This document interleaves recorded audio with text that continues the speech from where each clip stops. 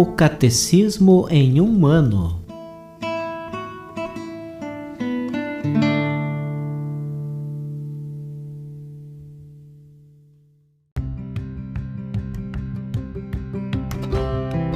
Olá, eu sou o Alesiandro, seminarista da Diocese de Ponta Grossa, Paraná. Você está ouvindo o podcast O Catecismo em um ano. Vamos ler todo o Catecismo da Igreja Católica ao longo de 365 episódios. Estamos utilizando a tradução em português apresentada pela CNBB em 2013, baseada na edição típica em latim. Baixe o plano de leitura por meio de um link que você encontra na página do Instagram, @o Catecismo em um ano, ou na descrição deste podcast.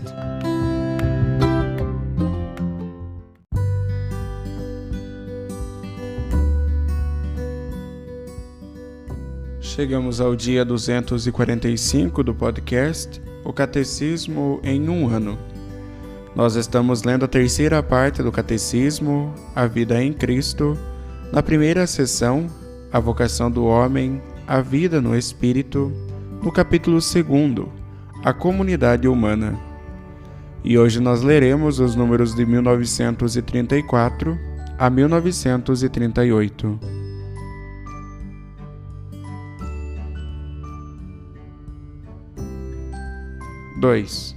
Igualdade e diferenças entre os homens.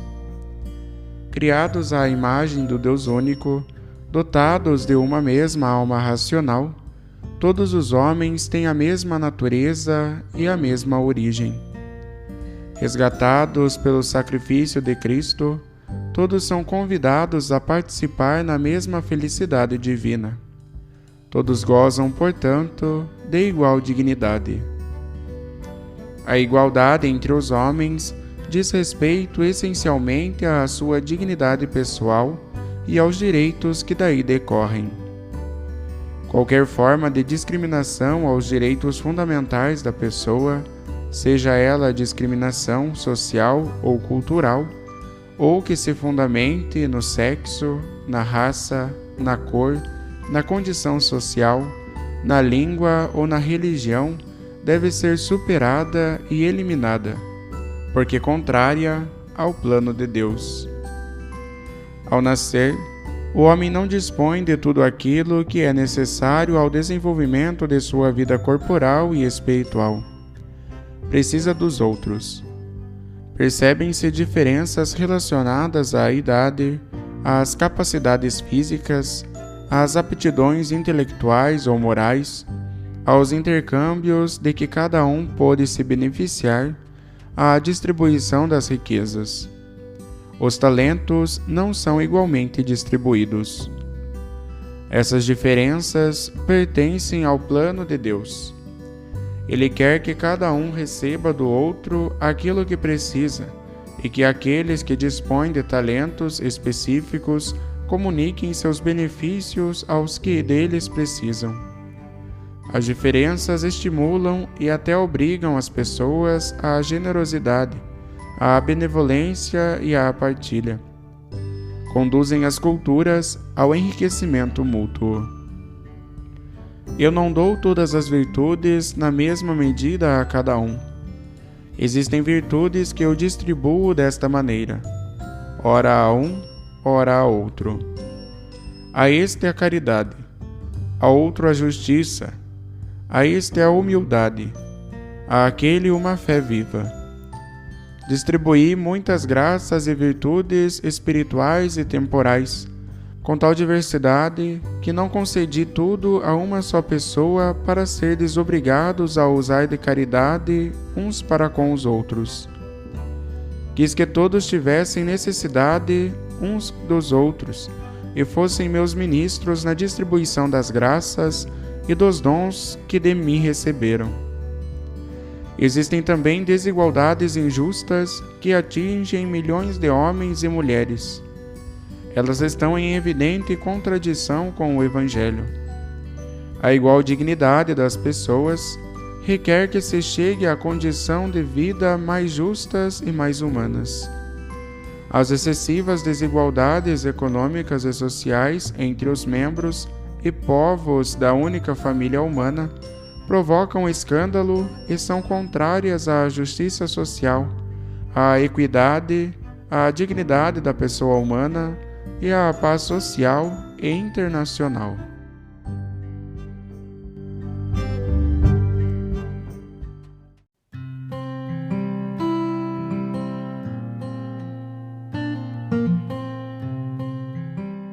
Como comentário adicional para o episódio de hoje, nós iremos ouvir a mensagem do Papa Francisco para o Dia Mundial da Alimentação em 2015. Ao professor José Graziano da Silva, diretor-geral da FAO.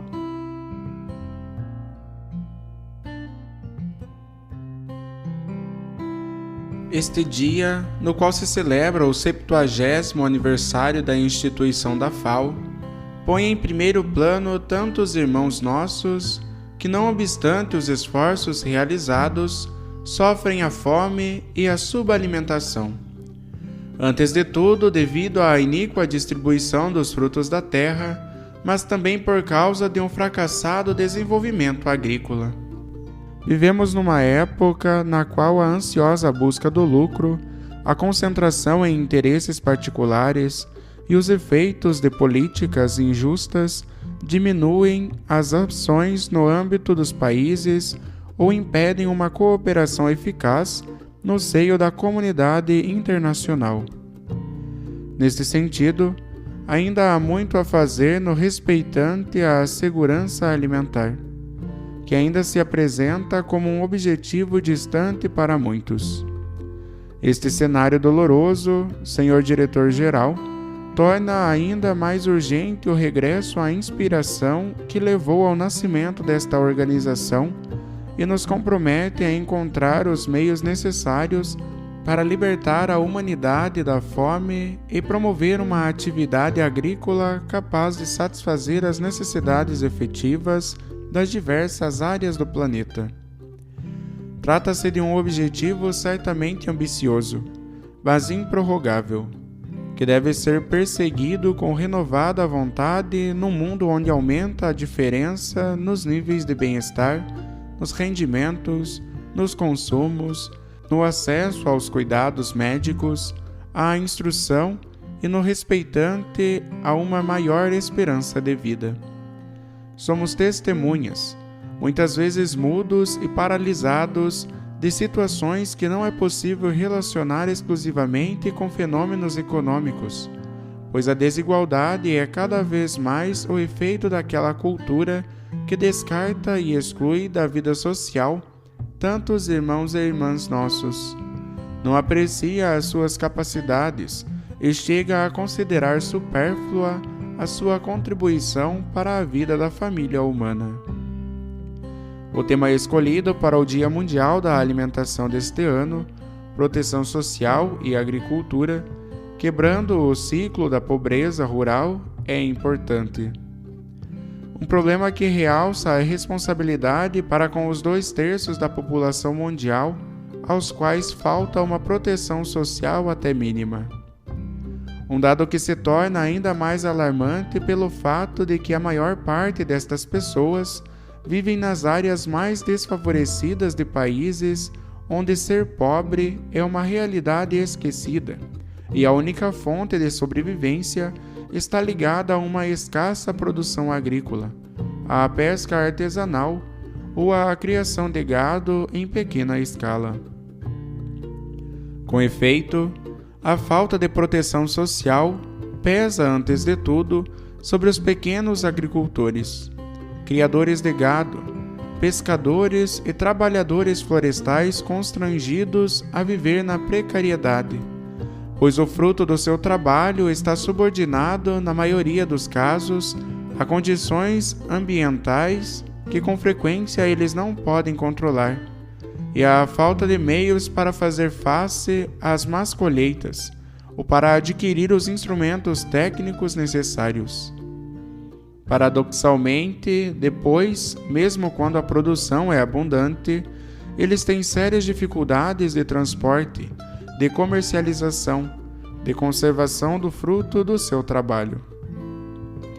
Durante as viagens e visitas pastorais, tive numerosas ocasiões de ouvir estas pessoas expressar as suas dificuldades, e é natural que eu me faça porta-voz das graves preocupações que me confiaram. Com efeito, a sua vulnerabilidade tem repercussões muito pesadas sobre a vida pessoal e familiar. Já sobrecarregada por tantas contrariedades ou por dias extenuantes e sem limites de tempo, diversamente do que acontece para outras categorias de trabalhadores. A condição das pessoas famintas e subalimentadas evidencia que não é suficiente e não nos podemos contentar com um genérico apelo à cooperação ou ao bem comum. Talvez a pergunta a fazer seja outra. Ainda é possível conceber uma sociedade na qual os recursos estão nas mãos de poucos e os menos privilegiados são obrigados a recolher só as migalhas? A resposta não se pode limitar a bons propósitos, mas consiste antes na paz social, isto é, a estabilidade e a segurança de uma certa ordem, que não se realiza sem uma atenção particular à justiça distributiva, cuja violação gera sempre violência, conforme a encíclica Laudato Si, número 157. Com efeito, para as pessoas e comunidades, a falta de proteção social é um fator negativo em si mesmo, e não se pode limitar só às possíveis ameaças à ordem pública, considerando que a desigualdade diz respeito aos elementos fundamentais do bem-estar individual e coletivo, tais como, por exemplo, a saúde, a instrução, a participação nos processos decisórios. Penso nos mais desfavorecidos, enquanto, por falta de proteção social, sofrem as consequências negativas de uma persistente crise econômica ou de fenômenos relacionados com a corrupção ou a má governação, além de sofrer devido às mudanças climáticas que comprometem a sua segurança alimentar. São pessoas, não números, e pedem o nosso apoio, a fim de poder olhar para um futuro com um mínimo de esperança. Pedem aos governos e às instituições internacionais que ajam tempestivamente, fazendo o possível no que depende da sua responsabilidade. Considerar os direitos do faminto e acolher as suas aspirações significa, antes de tudo, uma solidariedade que se traduz em gestos concretos, que requer partilha e não só uma melhor gestão dos riscos sociais e econômicos, com um socorro imediato por ocasião das catástrofes e das crises ambientais. É isso que se pede à FAO, às suas decisões e às iniciativas e programas concretos que se realizam nos vários lugares. Contudo, esta perspectiva antropológica mostra que a proteção social não se pode limitar ao incremento dos rendimentos, nem reduzir-se ao investimento em meios de subsistência para um melhoramento da produtividade agrícola e a promoção de um desenvolvimento econômico equitativo. Ela deve concretizar-se naquele amor social, que é a chave de um progresso autêntico, conforme Ibid, número 231.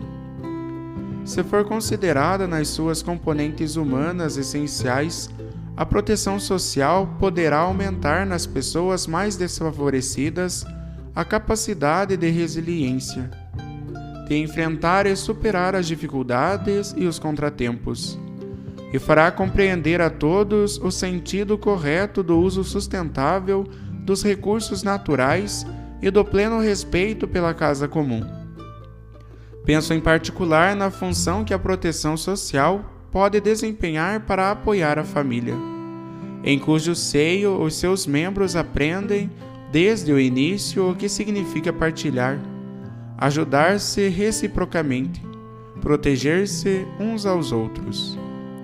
Garantir a vida familiar significa promover o crescimento econômico da mulher, consolidando deste modo o seu papel na sociedade, assim como favorecer os cuidados aos idosos e permitir que os jovens prossigam a formação escolar e profissional, para aceder bem preparados ao mundo do trabalho.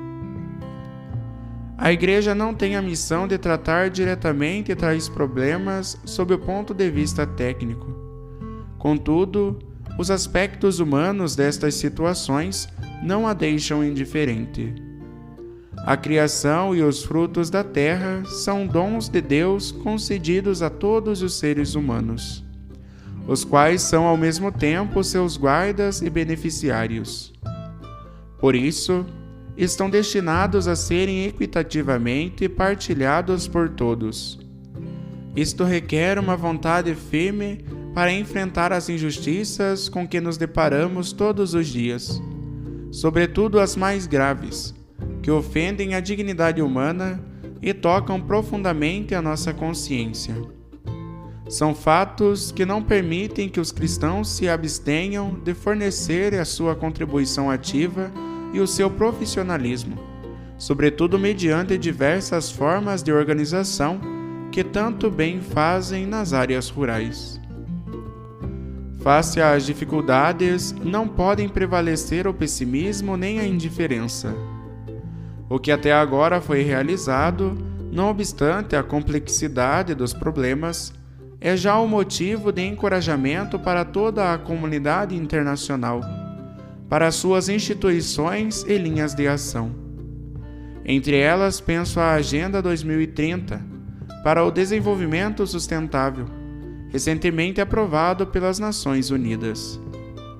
Faço votos de que não permaneça apenas um conjunto de regras e de acordos possíveis. Espero que inspire um modelo diverso de proteção social, quer a nível internacional, quer nacional. Assim, evitar-se-á que seja utilizada em benefício de interesses contrários à dignidade humana, ou que não respeitam plenamente a vida, ou para justificar atitudes omissivas que deixam os problemas sem solução, agravando desta forma as situações de desigualdade. Cada um, na medida das suas possibilidades, dê o melhor de si em espírito de genuíno serviço aos outros. Neste esforço, a ação da FAO será fundamental se dispuser dos meios necessários para garantir a proteção social no quadro do desenvolvimento sustentável e da promoção de quantos vivem de agricultura, criação de gado, pesca e floresta. Com estes votos, invoco sobre Vossa Excelência, Senhor Diretor-Geral, e sobre quantos colaboram neste serviço, à família humana, a bênção de Deus rico de misericórdia. Vaticano, 16 de outubro de 2015. Francisco.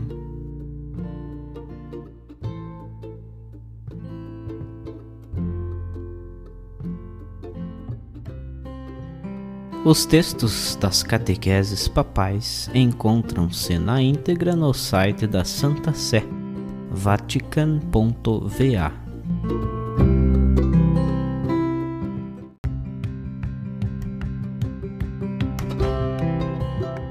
Você acaba de ouvir mais um episódio do podcast O Catecismo em um Ano.